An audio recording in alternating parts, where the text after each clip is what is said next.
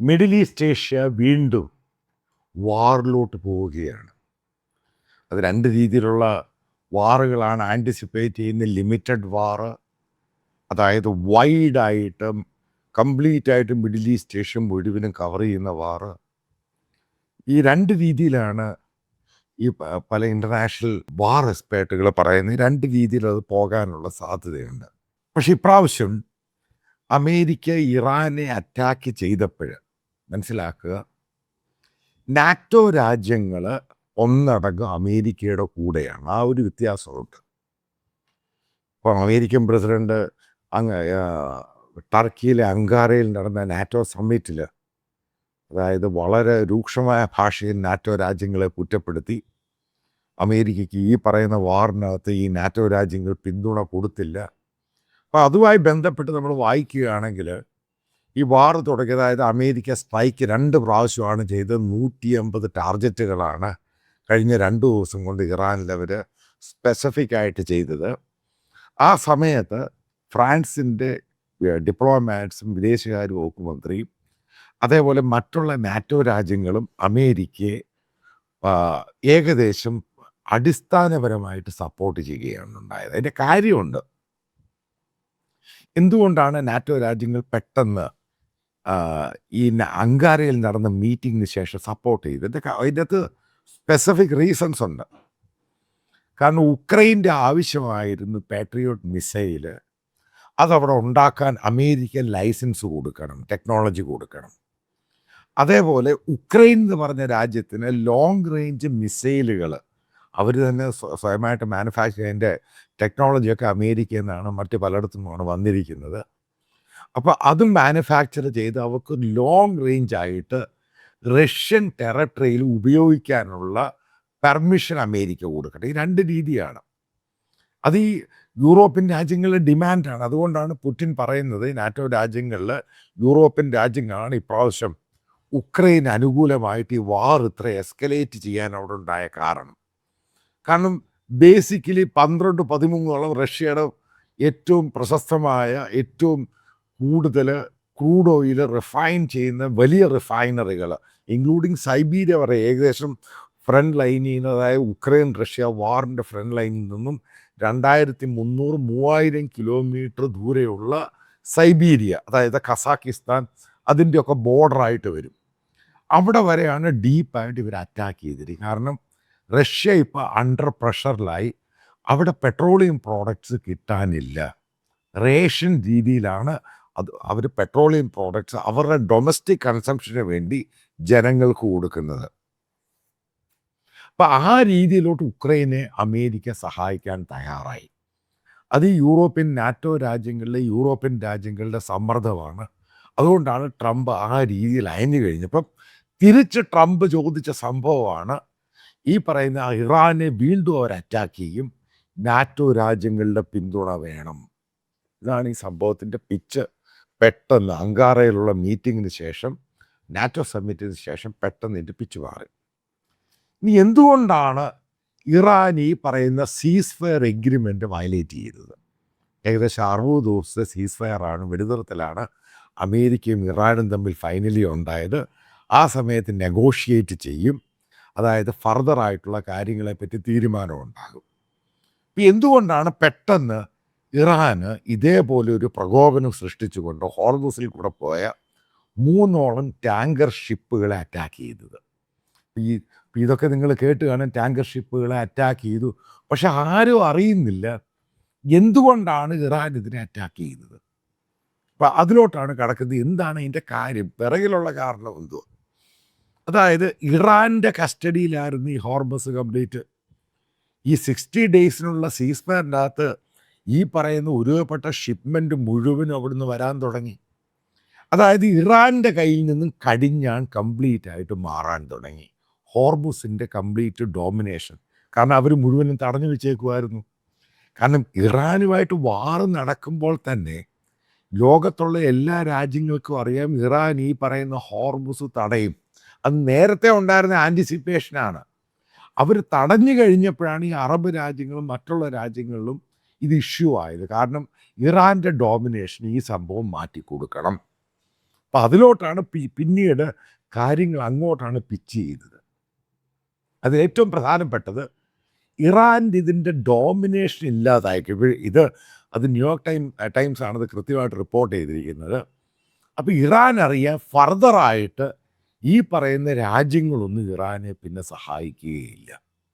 കാരണം ആ രാജ്യം തവിട് പൊടിയായിട്ട് കിടക്കുകയാണ്. അത് റീബിൽഡ് ചെയ്യാൻ എത്രയോ ബില്യൻ്റെ ആവശ്യമുണ്ട്. കാരണം ഈ വാർ നടത്തി മുഴുവനും നാശമായി കിടക്കുകയാണ്. അവരുടെ എല്ലാ ഇൻഫ്രാസ്ട്രക്ചറും പൊളിഞ്ഞ് നാശമായിട്ട് കിടക്കുകയാണ്. അപ്പോൾ ആ ഒരു രീതിയിലൊരു കടിഞ്ഞാൺ വേണം. അതിനുവേണ്ടി അതുമല്ല, രണ്ടാമതൊരു കാര്യം ഇറാൻ്റെ ഒരു ഡിമാൻഡാണ് വർഷങ്ങളായിട്ട് ഹോർമുസിൽ കൂടെ പോകുന്ന ഷിപ്മെൻറ്റ്, അതായത് കപ്പലുകൾക്ക് അവർക്ക് ടോൾ ഏർപ്പെടുത്തണം. അപ്പം ഇറാൻ ആരും അറിയാതെ ഇല്ലീഗലി ഈ സാധനം ടോൾ മേടിക്കാൻ തുടങ്ങിയിരുന്നു. അമേരിക്ക ഈ പറയുന്ന സീസർ അഗ്രിമെൻറ്റിന് അത് കൃത്യമായിട്ട് പറഞ്ഞിരുന്നു, ഈ ടോൾ പിരിക്കാൻ പാടില്ല ഒരു കാരണവശാലും.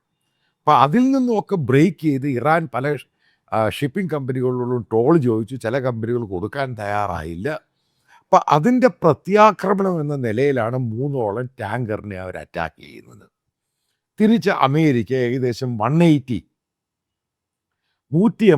ടാർജറ്റുകൾ ഇറാനിന്, പ്രത്യേകിച്ച് ഈ തുറമുഖങ്ങൾ, പോർട്ടുകളാണ് അറ്റാക്ക് ചെയ്തിരിക്കുന്നത്. അതേപോലെ ഇറാൻ്റെ എയർ ഡിഫൻസ് സിസ്റ്റം, മറ്റുള്ള മിലിറ്ററി ഇൻസ്റ്റലേഷനും ഇതിലാണ് ഇവർ കയറി അറ്റാക്ക് ചെയ്തിരിക്കുന്നത്. അപ്പം അതുമായി ബന്ധപ്പെട്ട് ഇന്ത്യ ഓപ്പറേറ്റ് ചെയ്യുന്ന ചബാർ പോർട്ടുണ്ട്, അതേലും കയറി അറ്റാക്ക് ചെയ്തിട്ടുണ്ട് അമേരിക്കൻ സൈന്യം. അപ്പം ഇപ്പം മറ്റൊരാവശ്യം എന്ത് ഇറാൻ ഡിമാൻഡ് ചെയ്യുന്നത്, അതായത് ഈ വാർ തുടങ്ങിയിട്ട് ഇത്രയും നാളായി, അതായത് ഇസ്രായേലുമായിട്ടായി, അവസാനം അത് അമേരിക്ക ഏറ്റെടുക്കുന്നു. അപ്പോൾ ഈ വാർ ഇത്രയും നാളായി. ഇതിനിടയ്ക്ക് അമേരിക്കയും ഇസ്രായേലും തമ്മിലൊരു ധാരണയിലെത്തി. അതായത് ഇറാഖിൽ ഇറാൻ്റെ ബോർഡറിനടുത്തായിട്ട്, അതായത് അമേരിക്കൻ ബേസിനടുത്തായിട്ട് 3ഓളം ഇസ്രായേലി ബേസുകൾ അവർ തുറന്നു. ഇറാൻ്റെ ഡിമാൻഡ് എന്ന് പറയുന്ന അത് ഇറാഖിലാണ് തുറന്നിരിക്കുന്നത്. കാരണം ഇത്രയും ദൂരം വന്ന് അറ്റാക്ക് ചെയ്യുന്നതിനേക്കാളും ഈ അഡീഷണലായിട്ട് 3ഓളം ബേസുകൾ ഈ പറയുന്ന അമേരിക്കൻ ബേസിനടുത്ത് ഇസ്രായേൽ അങ്ങ് ഓപ്പൺ ചെയ്തു. ഇത് ഓപ്പൺ ചെയ്ത് കഴിഞ്ഞപ്പോഴാണ് ഇറാന് പിടികിട്ടിയത് അവൻ ഡേഞ്ചർ സോണിലാണ്. കാരണം ഏകദേശം 100-150 കിലോമീറ്റർ ഇറാൻ്റെ ബോർഡറിൽ നിന്നാണ് ഈ ബേസ് വന്നിരിക്കുന്നത്. ഇത് വന്നു കഴിഞ്ഞാൽ കാരണം ഇത് ഫുള്ളി ആക്ടിവേറ്റ് ആയി കഴിഞ്ഞാൽ ഏത് സമയത്തും ഇറാനെ അറ്റാക്ക് ചെയ്യാൻ 15-10 മിനിറ്റ് മതി. ഡീപ്പായിട്ട് കയറി അറ്റാക്ക് ചെയ്യും. ഇപ്പോഴാണെങ്കിൽ സമയമെടുക്കും, ഏകദേശം അരമണിക്കൂറും 3/4 മണിക്കൂറാണ് ഇത് ഇസ്രായേലിൽ നിന്ന് ഫ്ലൈ ചെയ്തു വന്ന് അറ്റാക്ക് ചെയ്യുന്നത്. അപ്പം ഇങ്ങനെയുള്ള ഫാക്ടേഴ്സ് കൂടെ കയറി വന്നു. അതുമല്ല, ഈ പറയുന്ന ഇറാനിൽ ഷിയ മിലിഷ്യ, അതായത് പ്രോക്സികളുണ്ട്. അതിനെ മുഴുവനും അമേരിക്കൻ സേനയും ഇറാഖ് സേനയും കൂടെ അതുമായിട്ട് കയറി അറ്റാക്കായി. ലെബനൻ നിങ്ങൾക്കറിയാം, ഹിസ്ബുള്ളയുമായിട്ടുള്ള ഇഷ്യൂ അറിയാം. കാരണം ഇസ്രായേൽ അത് തൽക്കാലത്തേക്ക് ആ വാർ നിർത്തിവെച്ചേക്കുവാണ് അമേരിക്കൻ റിക്വസ്റ്റ് കൊണ്ട്. കാരണം ഇസ്രായേൽ എന്ന് പറഞ്ഞ രാജ്യത്തിന് ഇറാനെ ഗാസ പോലെ ആക്കണം, അതാണ് അവരുടെ ഒരു ഡിമാൻഡ്. ഇത് കാരണം കംപ്ലീറ്റ് ആയിട്ട് അതിനെ നശിപ്പിക്കുക. അതിനോട് അമേരിക്കൻ ഗവൺമെൻറ്റിൻ്റെ താല്പര്യമില്ല. കാരണം ഷിയ എന്ന് പറയുന്നത് കംപ്ലീറ്റ് ഇല്ലാതായി കഴിഞ്ഞാൽ പിന്നീടുണ്ടാകാൻ പോകുന്ന സുന്നി അവർക്കൊരു അപ്രമാദിത്യം ഉണ്ടാകും. അതുകൊണ്ട് ബാലൻസ് ഓഫ് പവർ ഇക്വേഷൻ്റെ ഭാഗമായിട്ടാണ് കംപ്ലീറ്റ് ആയിട്ട് ഷിയ ഭരണകൂടത്തെ നശിപ്പിക്കാത്തതും കംപ്ലീറ്റ് ആയിട്ട് ഷിയ പ്രോക്സികളെ നശിപ്പിക്കേണ്ട എന്നുള്ളത് അമേരിക്കൻ അഡ്മിനിസ്ട്രേഷൻ്റെ ഒരു തീരുമാനമുണ്ടാകുന്നത്. കാരണം ഇത് തന്നെയായിരുന്നു ബൈഡൻ അഡ്മിനിസ്ട്രേഷൻ നേരത്തെ എടുത്തിരുന്നത്. ഇതാണ് ഇതിൻ്റെ പ്രധാനപ്പെട്ട കാരണം.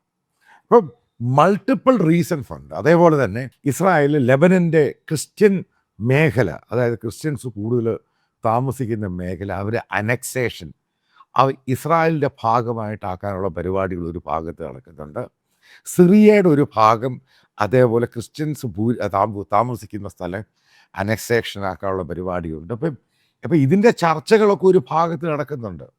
അപ്പോൾ ആ ഒരു സന്ദർഭത്തിലാണ് വീണ്ടും ഈ വാറ് പൊട്ടി അങ്ങ് പുറപ്പെടുന്നത്. കാരണം ഇത് ലിമിറ്റഡ് ആകുമെന്നാണ് പല ആൾക്കാരും പറയുന്നത്. ചിലപ്പോൾ ഇത് അൺലിമിറ്റഡ് ആകാം.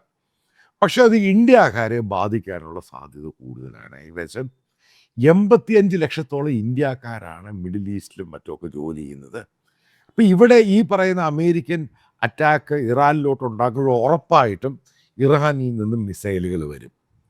അത് ഈ പറയുന്ന അമേരിക്കൻ ബേസ് ആണെങ്കിലും അവിടെ ജനങ്ങൾ താമസിക്കുന്ന ഇപ്പം മിഡിൽ ഈസ്റ്റ് ദുബായ് ആണെങ്കിലും ഖത്തർ ആണെങ്കിലും ബഹ്റൈൻ ആണെങ്കിലും സൗദിയിലാണെങ്കിലും ഇതെല്ലാവരെയും പബ്ലിക്കിനെയൊക്കെ ബാധിക്കാനുള്ള സാധ്യത വളരെ പോസിബിലിറ്റി വളരെ കൂടുതലാണ്. അപ്പം ഈ ഒരു അറ്റാക്ക് എന്ന് പറയുന്നത് ഇതിനൊരു അൺസർട്ടനിറ്റി, അതായത് സീസ് ഫയർ അൺസർട്ടനിറ്റിയായി അതിനെ റെസ്പെക്റ്റ് ചെയ്യാൻ രണ്ടു കൂട്ടരും തയ്യാറാകുന്നില്ല. അമേരിക്ക എന്ന് പറഞ്ഞ രാജ്യത്തിന് ഇറാനെ നശിപ്പിക്കേണ്ടത് ഒരു പരിധി വരെ നശിപ്പിച്ചാൽ മതി, പക്ഷേ ഇസ്രായേലിന് ഇറാനെ പൂർണ്ണമായിട്ടും നശിപ്പിക്കണം. ഇതാണ് ഡിമാൻഡുകൾ. അപ്പം ഇതിനോട് ഇപ്പം പുതിയ, അതായത് നാറ്റോയുമായിട്ടുള്ള അമേരിക്കയുടെ പുതിയ ബന്ധം അനുസരിച്ച്, അതായത് പുതിയ ഫോർമുല അനുസരിച്ച് നാറ്റോ രാജ്യങ്ങളും അമേരിക്കയുടെ കൂടെ നിൽക്കും. അതേപോലെ അറബ് രാജ്യങ്ങൾ പൂർണ്ണമായിട്ടും അമേരിക്കയുടെ കൂടെ തന്നെയാണ്. അവർക്കൊരു കാരണവശാലും ഇറാനുമായിട്ട് മുന്നോട്ട് പോകാൻ പറ്റത്തില്ല. ഇതേപോലെ ടോളും പരിപാടികളും ഇടയ്ക്ക് പ്രശ്നങ്ങളും അൺസർട്ടനിറ്റി അവരുടെ എക്കോണമിയെ ഇത് ബാധിക്കും. അതായത് മനസ്സിലാക്കുക, ഇപ്പോൾ സിറിയൻ പ്രസിഡന്റ് അമേരിക്കൻ പ്രസിഡന്റുമായിട്ട് അങ്കാരയിൽ കണ്ടു. അതേപോലെ ലെബനൻ പ്രസിഡന്റ് അമേരിക്കയുമായിട്ട് ബന്ധം വീണ്ടും തുടങ്ങാൻ പോവുകയാണ്. അപ്പോൾ ഒരു ഭാഗത്ത് ഈ പറയുന്ന അറബ് രാജ്യങ്ങളുമായിട്ട് അമേരിക്ക മറ്റൊരു തലത്തിലോട്ട് പോകുമ്പോൾ ഇറാൻ എന്ന് പറയുന്ന ഒരു ക്രൂഷ്യൽ ഇഷ്യൂ ആയിട്ട് നിൽക്കുകയാണ്. അപ്പം അതിനെ പൂർണ്ണമായിട്ടും നശിപ്പിക്കണമെന്നുള്ള ഇറാൻ്റെ ആഗ്രഹം അമേരിക്ക സമ്മതിച്ചു കൊടുക്കാൻ സാധ്യതയില്ല. പക്ഷേ ഒരു കാരണം മനസ്സിലാക്കണം, ഇസ്രായേൽ എന്ന് പറഞ്ഞ രാജ്യം പൂർണ്ണമായിട്ടും തയ്യാറാണ് ഒരു ഫുൾ ഫ്ലഡ്ജ് ഇറാനെതിരെ അറ്റാക്ക് ചെയ്യാൻ. അപ്പോൾ ആ ഒരു സന്ദർഭത്തിലോട്ട് പോവുകയാണെങ്കിൽ, അതായത് ഫർദർ ഈ വാർ എസ്കലേറ്റ് ചെയ്യുകയാണെങ്കിൽ ഉറപ്പായിട്ടും മിഡിൽ ഈസ്റ്റ് ഏഷ്യയിൽ എല്ലാ ആൾക്കാരെയും ബാധിക്കാൻ പോവുകയാണ്. എക്കോണമിയെ ബാധിക്കും, ഉറപ്പായിട്ടും ഓയിൽ പ്രൈസിനെ ബാധിക്കും, അവർ തൊഴിലിനെ ബാധിക്കും. അതായത് വരാൻ പോകുന്ന ദിവസങ്ങൾ മുഴുവനും ഒരു അൺസർട്ടനിറ്റി എന്ന് പറയുന്നത് വളരെ നമുക്ക് മുന്നിൽ കാണേണ്ടിയിരിക്കുന്നു. പഴയ പോലെ ആയിരിക്കില്ല മുന്നോട്ടുള്ള പോക്ക്.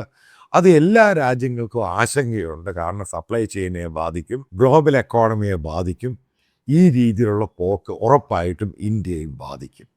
ഈ മൾട്ടിപ്പിൾ ഫാക്ടർ കൊണ്ട് ഈ സംഭവം ഒരു ധാരണ, ഏത് ധാരണയിലായിരിക്കും ഇറാനും അമേരിക്കയും മുന്നോട്ട് പോകുന്നത്, അതാണ് എല്ലാവരും നോക്കിക്കാണുന്നത്. പാകിസ്ഥാൻ മീഡിയേറ്റ് ചെയ്ത ആ ടോക്സ് കംപ്ലീറ്റ് കൊളാപ്സ് ആയിപ്പോയി. അതാണ് നമുക്ക് മനസ്സിലാക്കേണ്ട പ്രധാനപ്പെട്ട ഒരു പാഠമെന്ന് പറയുന്നത്. കാരണം ഇസ്രായേലിന് ആ പാകിസ്ഥാൻ മീഡിയേറ്റ് ചെയ്ത ടോക്സിനോട് 1% പോലും താല്പര്യമില്ലായിരുന്നു. ഫർദർ അമേരിക്കൻ പ്രസിഡന്റ് ഇസ്രായേലിനോട്, അതായത് ഗ്രീൻ സിഗ്നൽ കൊടുക്കുകയാണ് ഇറാനെ വീണ്ടും കയറി അടിക്കാൻ. ആ ഒരു രീതിയിലോട്ട് പോവുകയാണെങ്കിൽ ചിലപ്പോൾ ഇറാൻ്റെ പ്രധാനപ്പെട്ട ഇൻഫ്രാസ്ട്രക്ചറായ കർഗ ഐലൻഡ്, അവിടെയുള്ള പെട്രോളിയത്തിൻ്റെയും ക്രൂഡിൻ്റെയും അതേപോലെ തന്നെ അവരുടെ റിഫൈനറിയും അവരുടെ പവർ സ്റ്റേഷനെയും കയറി ഹിറ്റ് ചെയ്യുകയാണെങ്കിൽ ഉറപ്പായിട്ടും ഇറാൻ എന്ന് പറഞ്ഞ രാജ്യം പൂർണ്ണമായിട്ടും നശിച്ചു പോകും.